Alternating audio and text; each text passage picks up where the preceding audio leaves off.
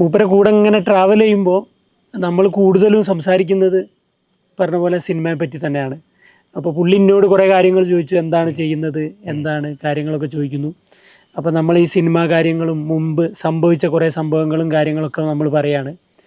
അങ്ങനെ ഈ ട്രാവലിങ്ങിൻ്റെ ഇടയിലാണ് പുള്ളി നമ്മളോട് ചോദിക്കുന്നത്. എനിക്ക് തോന്നുന്നു പുള്ളി കുറേ സീരിയലൊക്കെ പ്രൊഡ്യൂസ് ചെയ്ത ഒരാളാണ്, കുറേ സിനിമകളിൽ വർക്ക് ചെയ്തിട്ടുണ്ടെന്ന് തോന്നുന്നു.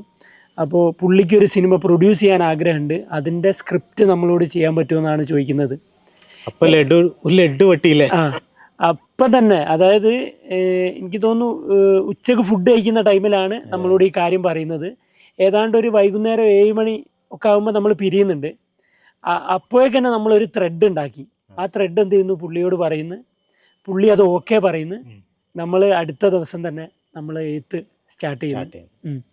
അന്ന് ഉസ്താദ് ഹോട്ടലിൻ്റെ ഷൂട്ടൊക്കെ നടക്കുന്നൊരു ടൈമാണ് കോഴിക്കോട് ബീച്ചിൽ.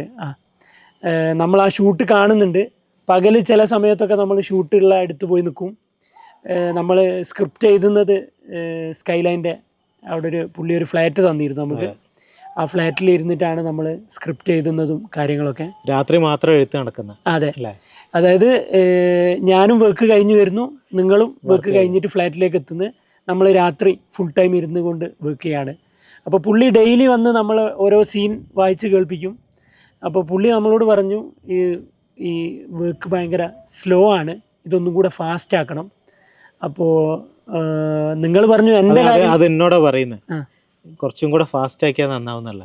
അപ്പോൾ ഞാനിവിടുന്ന് ഒരു കോൾ ചെയ്യാണ് ഷംസീറിന്, ഇത് കുറച്ച് ഫാസ്റ്റ് ആക്കാൻ പറയുന്നുണ്ട്, എന്തെങ്കിലും ഒരു സൊല്യൂഷൻ ഉണ്ടോ, നിനക്ക് അവിടെ റിസൈൻ ചെയ്യാൻ പറ്റുമോ, നമുക്ക് ഫുൾ ടൈം ഇതിൽ വർക്ക് ചെയ്യാൻ പറ്റുമോ എന്നൊക്കെ ചോദിക്കുക അല്ലേ? അതെ, ഞാൻ ചേന്നങ്കല്ലൂരേക്ക് KSRTC ബസ് പോവുക. മറ്റേ ഇവിടെ എത്തിയിട്ടുണ്ട് കളന്തോട് എത്തുമ്പോഴാണ് ഈ കോള് വരുന്നത്. അപ്പോൾ ഞാനപ്പം തന്നെ ഉറപ്പിച്ചിട്ടോ, എനിക്കതിൽ വേറെ കൺഫ്യൂഷനോ കാര്യങ്ങളോ ഒന്നുമില്ല. കാരണം നമ്മളേറ്റവും വലിയൊരു ഒരാഗ്രഹത്തിലേക്കുള്ള ഒരു സംഭവമാണല്ലോ, അത്രയും പീക്കിൽ നിൽക്കുന്ന ടൈമുമാണ്. അപ്പോൾ ഞാൻ ഉടനെ തന്നെ എന്ത് ചെയ്തു, നേരെ മീഡിയ അക്കാദമിയിലേക്ക് പോകുന്നു. അന്ന് നമ്മളെ ഹെഡ് ഫസൽ സാറാണ്.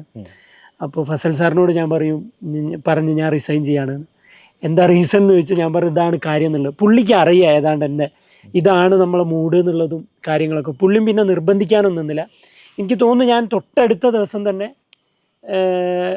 അവരുമായിട്ട് സംസാരിച്ചു, റെസിഗ്നേഷൻ ഇട്ടു. എത്ര ചുരുങ്ങിയ ദിവസം മാത്രമേ ഞാൻ അവിടെ നിന്നിയുള്ളൂ. എനിക്ക് തോന്നുന്നു ഒരു 1-2 ആഴ്ച. അതെ, 1-2 ആഴ്ച.